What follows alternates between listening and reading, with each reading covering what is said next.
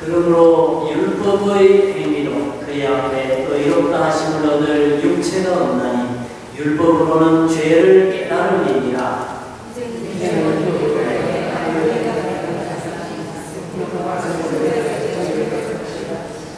곧 예수 그리스도를 믿음으로 말미암아 모든 믿는 자에게 미치는 하나님의 의인이 차별이 없느니라.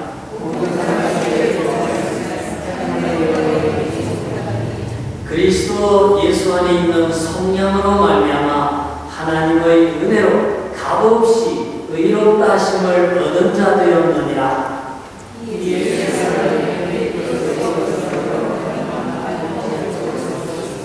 이는 하나님께서 길이 참으시는 중에 전에 지은 죄를 간과하심으로 자기의 의로우심을 나타내려 하시리니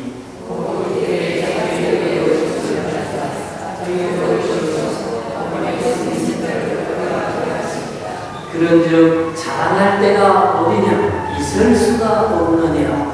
무슨 법으로냐 행위로냐 아니라 오직 믿음의 법으로니라. 그러므로 사람이 의롭다 하심을 얻는 것은 율법의 행위에 있지 않고 믿음으로 되는 줄 우리가 인정합니다. 이 말씀은 종교 개혁자들이 아주 좋아했던 말씀이 되겠습니다. 이들은 특별히 성경 가운데서도 로마서를 좋아했습니다. 로마서에서도 믿음으로 말미암아 의롭게 된다, 구원을 얻는다고 하는 이 지대의 말씀을 꼭 붙잡고 종교 개혁을 이루어 나갔습니다. 그래서 그 내용에 관해서는 차츰 말씀을 드리기로 하고요. 지난 시간에는 우리가 르네상스와 문예부흥에 관해서 공부를 하면서 그 중세의 신중심의 세계관, 모든 생활 양식, 그런 것들이 인간에게로 그 초점이 맞춰지면서 사람의 관점에서 그림을 그리고 사람의 관점에서 문학을 하고 모든 것을 해석하기 시작하는 그런 운동이 일어났다 말씀을 드렸습니다. 그래서 인본주의, 그런 무신론주의로 가는 길이 열렸기도 했지만 동시에 성경을 이제 역사적으로 또 논리적으로 연구하고자 하는, 그리고 여러 대학교가 세워져서 신학의 발달을 가져오게 되는 그 긍정적인 영향도 있었다 하는 말씀을 드렸습니다.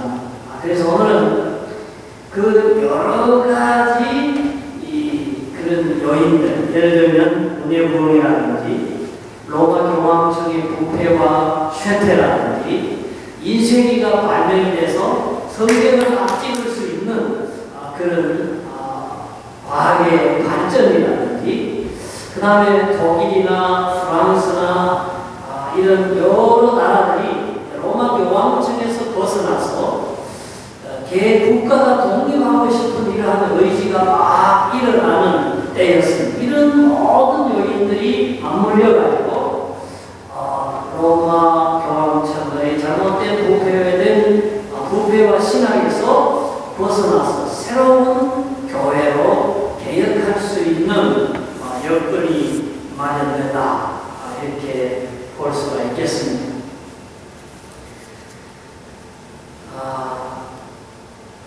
그런데요, 요즘 그 K-팝 열기가 아주 뜨겁잖아요. 전에 한류가를 볼 때 사람들이 그랬어요.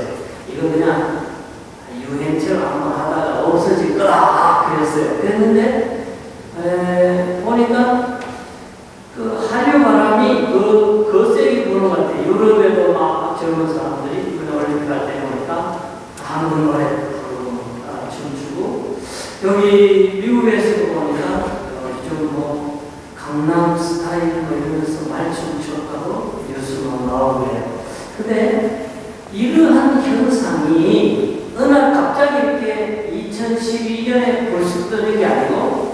그 이전에 이걸 가능케 하는 컴퓨터 문화가 한국에 보급이 되고 인터넷을 통해서 온 세계가 이렇게 네트워킹이 되고 또 한국은 그 사이에 많이 국제화되고 음악적인 수준도 비주얼도 모든 게 높아지면서 이런 게 빵 터져 나오는 거죠. 마찬가지로 종교개혁도 그냥 가톨릭 교회 중세 세계가 쭉 지속되다가 어느 날 뻔 종교개혁이 터져 나오는 게 아니라 여러 가지 요인이 맞물려가지고 종교개혁이 터져 나오는데 오늘은 그 종교개혁 1517년 10월 31일 날 시작됐다고 보고 있는데 그 이전에 수백 년 전부터 루터나 칼빈이 얘기하고 싶어 했던 그러한 주장과 거의 흡사한 얘기를 한 사람들이 벌써 많이 있었다는 거죠. 그러한 사람들의 외침과 선지자적 역할에 의해서 개혁이 일어날 수 있는 배경이 마련됐다는 것이 그래서 그런 사람들을 먼저 살펴보겠는데 좀 유명한 사람을 보겠습니다. 존 위클리프. 이 사람은 이제 영국의 그 옥스포드 대학을 졸업했지. 아주 거기서 교수도 하고 궁궐에서 목사도 하고 그랬는데 이분이 제일 큰 역할을 한 것은 1382년에 성경을 영어로 최초로 번역을 했습니다. 그래서 그전엔 영국 사람들이요 성경을 못 읽었어요. 왜? 자기 말로 된 성경이 없었기 때문에. 그때는 주로 라틴어로 된 성경만 있었기 때문에 다도 몰랐어요. 그때 위클리프가 이렇게 성경을 번역하는 거예요.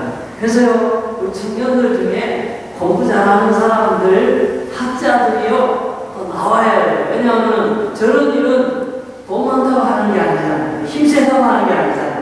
노래 잘 부른다고 하는 것도 아니잖아요. 저런 또 언어의 지식이 있고 신학의 소명을 가진 사람이 있어야 성경을 번역하는 거예요.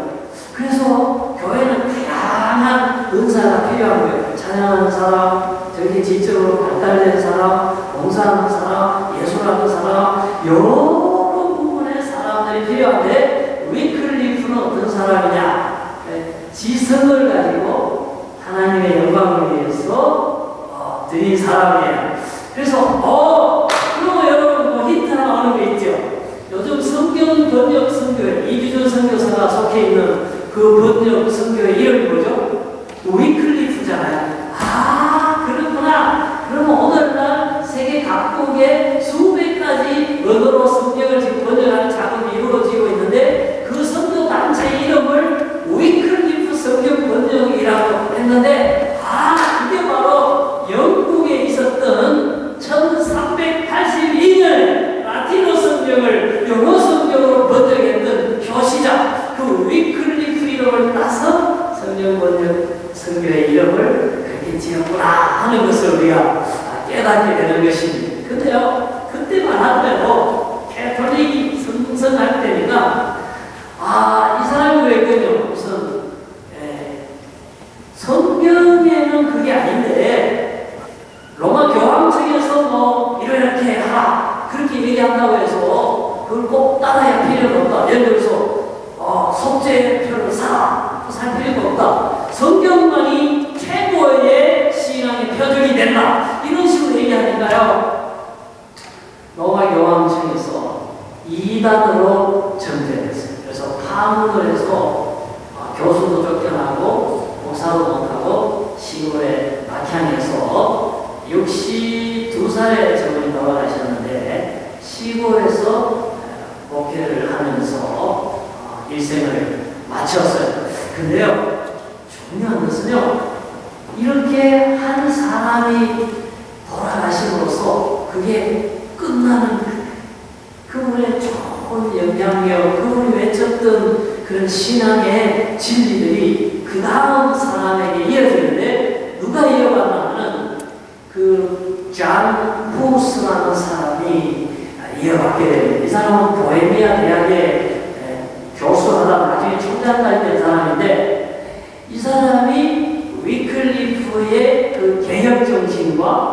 그 오직 성경에만 근거해서 신앙을 구축해 나가는 이러한 때에 감화를 받았어요. 그래가지고 이 사람은 좀 더 적극적으로 로마 교황청에 대해서 특별히 그 속죄권 판매하는 게 잘못됐다고 막 공격을 합니다. 그랬더니 로마 교황청에서 불렀어요. 불러가지고 네가 지금 하는 얘기는 화형에 취할 수밖에 없는 이단 사설이다. 왜? 성경보다도 로마 교회, 가톨릭 교회가 더 권위를 가지고 있다. 근데 너는 지금 교회보다 성경이 최종적인 권위를 가진다. 그러니까 네 주장은 이단이다. 그 다음에 교황은 어떤 결정을 하든지 간에 실수하지 않는다. 근데 너는 로마 교황이 속죄표를 파는 데 대해서 잘못하고 있다고 교황을 비난하고 있다. 이것도 이단설이다. 그래서 네가 이 설을 철회하지 않으면 화형을 시키겠다. 그래서 종교회의를 열어가지고 마지막으로 이 사람에게 이제 주장을 철회할 것을 요구를 했습니다. 그런데요, 철회하지 않았어요. 이제 마지막 죽는 순간을 이렇게 적어놓은 기록이 지금 또 남아있는데, 바바리아의 루이스는 후스를 쇠사슬로 화형장 말뚝에 묶도록 했다. 큰 나무 집단을 묶여있는 그의 주위에 쌓았다. 마지막으로 후스의 철회를 청하기 위해서 호펜하임은 그에게 다가가 물었다. 후스는 최후의 자신의 진술을 이렇게 했다. 여러분, 그 후스가 죽기 전에 그러니까 철회합니다. 여기 살려줘요. 근데도 철회 안 해요. 그러면 저렇게 얘기했어요. 읽어보세요. 시작. 하나님은 나에 대한 이전한 거짓 증인들의 모든 죄목들을 전파하지도 가르치지도 않았다.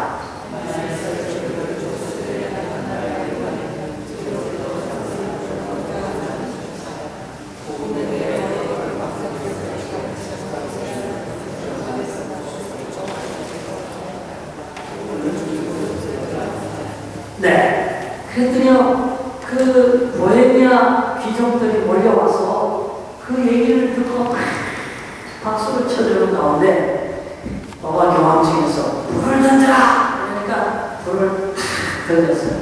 그래서 활 타는 그 불꽃 가운데서 예수여 저들을 용서해 주옵소서. 그러면서 스데반처럼 장렬하게 후스가 순교를 했습니다. 근데요, 놀라운 것은 좌 후스 하나 죽였는데 보헤미아의 사람들이 불꽃같이 일어납니다. 그래서 그 좌 후스가 외쳤던 성경을 믿게 되고, 그리고 속죄표를 반대하게 되고, 그리고 로마 교황청에서 벌이는 모든 부패한 행위들을 더 적극적으로 공격하기 시작합니다. 그래서 그 운동이요, 보헤미안 대형 당이라 그래서 하나의 단체로 조직되고, 그게 독일로 넘어가고, 이런 식으로 유럽 쪽으로 막 번쩍하게 되는 것입니다. 그래서 선교자가 하나 나오면 그 사상과 운동이 없어지는 게 아니라 더 크게 번져간다는 것을 역사는 보여주고 있습니다. 저는 이 사실을 보면서요, 큰 은혜를 받았어요. 여러분, 내가 예수 잘 믿는다는 것, 우리 가정이 예수를 잘 믿는다는 게 이게 내 당대에 끝나는 게 아닙니다. 내가 진정으로 예수를 잘 믿고 정말 주님 앞에 충성을 다하고 주님 앞에 경건하게 살고 주의 말씀을 붙잡고 사랑을 실천하고 복음을 전하면요, 그렇게 일생을 살다 오래 가잖아요. 그게 없어지는 게 아니에요. 우리 자녀들이 그걸 봐요. 우리 자녀들이 그걸 들어요. 우리 주위의 친구와 교우들과 우리 후세들이 그걸 봐요. 그리고 그 우리 아버지의 신앙을 내가 따라가야지, 우리 부모님의 신앙을 내가 개선해야지 이런 거는 그게 다음 세대로 전달될 뿐만 아니라 공간적으로도 더 넓어진다 하는 것을 보여주고 있는 것입니다. 그래서 우리가 역사를 배우면서 오늘날 현재를 살아가는 미래를 보는 지혜를 얻는다 그러지 않습니까? 여기에서 장후수를 바라보면서 지혜를 가져요. 어떤 지혜? 잘 살아야 되겠다. 믿음으로 살아야 되겠다. 끝까지 어떤 어려움 속에서도 정말 이 믿음을 붙잡고 끝까지 믿음으로 살아가지고 내가 이 세상 떠난 다음에도 후손들이 나를 기억하는 모든 사람들이 내 이름을 얘기하면서 나도 그는 훌륭한 믿음을 가지고 살았어. 나도 그와 같이 믿음으로 살아야지 하는 그런 신앙의 유산을 물려주는 저와 여러분의 역사적 신앙, 살아있는 신앙 되기를 주님 이름으로 축복합니다. 아멘. 자, 그랬더니요, 이제 개혁이요, 이런 위클리프라든지 이런 좌우수 같은 사람들, 다른 사람도 많이 있어요. 있는데 이제 시간이 많이 가니까 자, 이 정도로 생략을 하고요. 그래서 교회가 막 땅을 막 뺐어요. 그래가지고 교회 영지가요, 땅이 온 유럽의 절반이 넘는데 그렇게 넓어가지. 그 다음에 무슨 주교 자리 하나 이렇게 세워주면서요, 그 다음에 돈을 받아요. 땅을 막 걷어들이죠. 교황청에서 막 그러죠. 그 다음에 또 이 표 사면은 죄가 없어진다 그러면서 여러 개 있는 친척들, 친구들이 이 표를 사는 순간에 천국으로 옮겨진다, 이런 말도 안 되는 교리를 막 팔아가지고, 속죄표를 팔아가지고 돈을 교회가 막 걸고 모으죠. 그 다음에 이런 좌우수라는 위클리프 얘기를 보면 성경에는 믿음으로 의롭다 된다 그러고 예수 믿는 믿음으로 의롭게 된다 그러지, 어디 속죄표를 사고 속죄표 헌금을 하면 의로워진다는 얘기가 없거든요. 읽어보니까 이런 모든 것들이 이제 쌓이고 쌓여가지고 빵 폭발할 때가 언제냐면 교황 레오 10세 때에 터져나온 거예요. 누가 터뜨렸냐면 마르틴 루터가 터뜨린 거예요. 근데요, 마르틴 루터는 원래 종교개혁하려고 붙인 거 아니에요. 그 사람은 가톨릭 교회 신부님이에요. 그리고 가톨릭에서 운영하는 대학교의 신학 교수고, 그 성당에서 미사 집전하는 신부였어요. 근데 자기가 봐도 교황청이 너무 한 거예요. 그리고 로마 가톨릭 교회가 너무 잘못된 걸 가르치. 그래서 쇄신하기 위해서 이거 고쳐야 됩니다. 이거는 아닙니다. 이렇게 해서 붙인 건데, 아까 얘기했잖아요. 모든 게 준비되어 있어요. 기름이 준비되어 있고 횃불이 준비되어 있고, 던지니까 불이 확 붙게 된 거예요. 그래서 종교개혁이 시작이 됐는데, 그럼 루터는 어떤 사람인가? 그냥 종교개혁의 선구자고, 종교개혁을 얘기하면 말틴 루터를 얘기하는데, 이 사람은 어떤 사람? 이 사람은 아버지가 광부였어요. 광부, 어머니가 아주 독실한 신자였어요. 그래서 어머니 영향을 많이 받았어요. 아버지는 루터가 똑똑하니까요, 문학을 전공했는데, 철학과 문학을 전공했는데, 대학원에 가서 법학을 하고 판검사가 되기를 원했어요.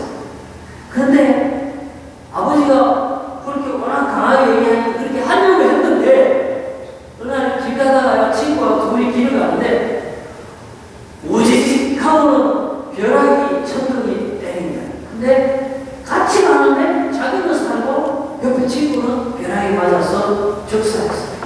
그때 루터가 크게 깨달은 게 있어요. 이 사는 게 한 분 아니야. 이 하나님이 딱 손을 얻으면 그걸로 끝이로구나. 잘 살아야 돼. 어떻게 살면 내가 하나님 앞에 잘 살아드릴 수 있겠는가, 이렇게 생각을 하다가 모르겠다. 그냥 수도사 신부감대로 이러고는 어거스틴 수도원에 들어가봤어요. 그래가지고 루터 아버지가요, 수도 문 앞에 와가지고 우리 아들 좀 내놓으라 그렇게 막 하는데도 수도원에서는 안 내주지. 문을 딱 걸어잡고는 이렇게 격리를 시켜 거기서 수도사를 거쳐서 신부가 됐어요. 근데 이제 루트는 굉장히 머리가 있는 사람이고요. 열정도 있고요. 음악도 잘하고요. 굉장히 용기도 있는 사람이에요. 그래서 이 모든 게 다 갖춰졌어요. 하나님이 그런 사람을 쓰시는 거예요. 루트가 라틴을 독일말로 성경을 번역해요. 의학에도 상당히. 그리고 지금 우리가 부르는 찬송 중에 루트가 작사, 작곡한 노래가 지금도 있어요. 이따가 한번 제가 불러보려고 그러는데 그 음악도 굉장히 잘하는 사람. 그리고 여기도 있어요. 그 당시에 아까도 얘기했잖아요. 로마 가톨릭에 대학하면은 그 다음 순서는 뭐예요? 종교회의 소집에서 이단 정죄하고 거기서 주장을 처리하지 않으면 화형으로 불태워 죽입니다. 그걸 뻔히 아는데도 그 열정과 용기로 성당문 앞에서 교황님 보세요. 이거는 아닙니다. 이러고는 그렇게 대자보를 붙일 만큼 용기를 가진 그런 사람이 되겠습니다. 자, 그런데 루트가 붙인 내용 중에 노란 글씨죠. 거기다 한글한 저 글씨가 제 로마 교황청이 볼 때는 문제가 되는 그런 글씨예요. 속죄편은 하나님의 증거를 피할 수 없다. 속죄편은 죄를 살 수 없다. 죄를 참여한 신자는 하나님께 사죄함을 이미 받은 거로 속죄표는 필요 없다. 이런 주장이 95개 항의문 중에 중요한 주장들이에요. 그러니까 라이프치히 그것도 이제 독일에 있는 대학교죠. 에크라는 사람이 로마 교황청에다가 고발을 했어요. 루트가 지금 교황을 도전하고 그다음에 가톨릭 교회의 교리를 어기고 이단성 있는 주장을 했으니까 저 사람을 좀 신문하시오. 이러고는 고발을 했어요. 그래서 종교회의가 열렸어요. 그래서 보론스라는 그곳에 루트가 이제 재판받으러 갔어요. 재판받으러 가기 전에 조건은 그거였어요. 나를 재판도 받기 전에 죽인다든지 부검한다든지 그러면 안 가겠다 그러니까 독일 국왕이 그거는 내가 보증을 하고 로마 교황청이 너를 재판하기 전에 죽이거나 부검하지 못하는 너를 독일 황제인 내가 보증을 할 테니까 와라 해서 갔어요. 가서 이제 재판을 하는 거예요. 재판에서 자무스와 똑같이 루트는 그렇게 얘기했어요. 나는 내가 주장한 것을 처리할 수 없다. 누구라도 내 주장이 성경적으로 잘못됐다 그러면 나는 처리할 수 있다. 그러나 성경이 내 주장을 맞다고 하는데도 불구하고 교황님이 로마 교회가 싫어하니까 처리하라고 그러면 난 그걸 처리하지 못한다. 왜? 모든 신앙과 진리의 최종적인 검증과 권위는 성경이 대신하기 때문이다. 성경과 바꿀 수 있는 것은 아무도 없다. 그러면서 철회를 하지 않았습니다. 그랬더니 루터의 저서를 다 이제 불태우고요. 루터를 독일 밖으로 추방하라. 그 추방장을 이제 받게 됩니다. 추방되면 바로 죽는 거예요. 근데 독일에 말이죠. 그 봉건 제어한 사람이 루터를 사랑해서 추방되면 죽으니까 추방장 불태워버렸어요. 그 루터가요. 그래서 자기 성안에 아무도 모르게 보쌈에서 잠을 넣어서 말타고 이야 그래서 갑자기 루트가 사라져버려요. 그래서 루트가 거기서 살아남았고요. 목숨을 보존했고요. 그리고 그 몇 년 동안에 독일어로 성경을 번역하게 된 거예요. 그래서 아까 그러잖아요. 좌우수는 목숨을 보존받지 못했어요. 왜? 그때는 국가주의가 일어나지 않았어요. 보헤미아 국왕이 보헤미아 대학 교수 총장을 보하지 못했어요. 그때는. 그러나 지금 이때는요. 프랑스도 독립하고 싶어 하고 독일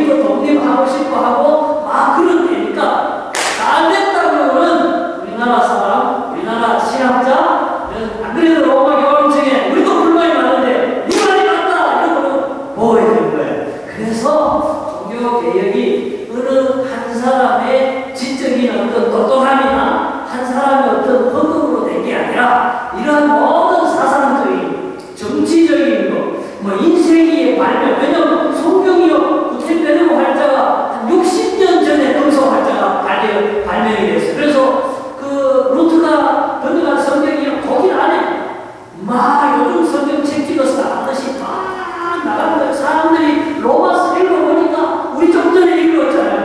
믿음으로 의롭게 되고 율법의 행위로 되지 않는다는 말씀을 읽어보니까 교황청에서 속죄편을 사면은 죄사함을 얻는다고 교황의 말이 잘못된 것을 알게 된 거예요. 이와 같이 여러 내용들이 합해서 이제 개혁이 이루어지게 되었는데, 마르틴 루터의 가장 중요한, 지금도 시간 들어가면 이거 모르면 저는 못하는 그 내용이 저 세 가지입니다. 하나는 믿음으로 의롭게 된다라고 하는 이신득의, 한자로 쓰는 거예요. 그런 한국말로 이렇게 바꿨는데, 믿음으로 의롭게 된다. 그 다음에 만인이 제사장이다. 이 말은 이제 굳이 뭐 신부님이나 주교를 거치지 않아도 하나님께 기도할 수 있고 하나님께 회개할 수 있고, 그리고 우리도 다른 사람을 위해서도 기도해 줄 수 있고 다른 사람에게도 복음을 전할 수가 있다. 우리도 제사장과 동일하다 하는 얘기고요. 그 다음에 교회의 전통을 성경과 같은 권위에 둘 수 없다. 그래서 로마 카톨릭 교회보다도 성경이 더 권위가 있고 더 높은 지위에 머무르고 있다 하는 이 세 가지를 얘기한 거예요. 여러분 한번 제가 앞에 푸른 글씨 읽을 테니까 뒤에 글씨 한번 읽어보세요. 기억 이신득의, 기억 만인 제사장, 디귿 성경의 권위. 네, 그래서 믿음으로 의롭게 된다. 만인이 제사장이다. 성경이 최종적인 권위를 가진다. 이게 바로 지금 우리 종교개혁 이후에 프로테스탄트 교회잖아요. 우리는 로마 카톨릭 교회가 아니잖아요. 개신교회가 공통적으로 지금도 신앙을 고백하고 믿는 게 뭐냐면은 믿음으로 구원을 얻는다. 성경이 만인이 제사장이다. 그리고 성경이 교회보다 큰 권위를 가진다 하는 게 개혁교회의 전통이 되겠습니다.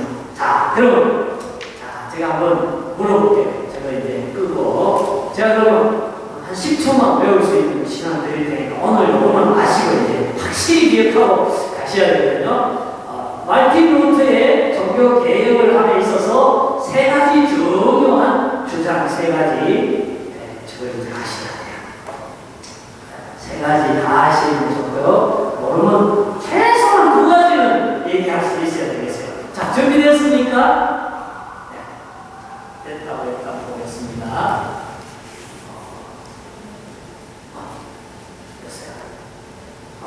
자, 그럼 옆에 사람한테 물어보세요. 우리 장모님 거사한테 물어보세요. 세 가지가 뭐냐고 이렇게 물어보세요. 앞뒤로 짝 맞춰서 물어보세요. 그래가지고 세 가지 중에 두 가지 오늘 맞춰야 집에 보내준다고 그랬습니다. 자, 물어보세요. 서로.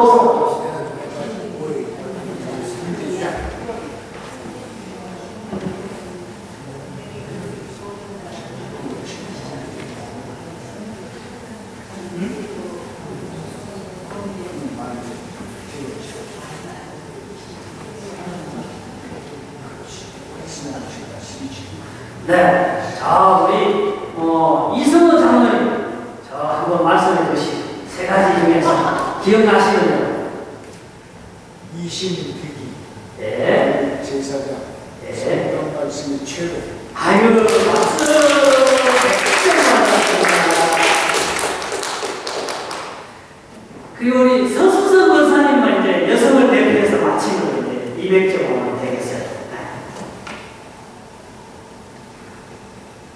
생각하시는 거예요? 예? 예.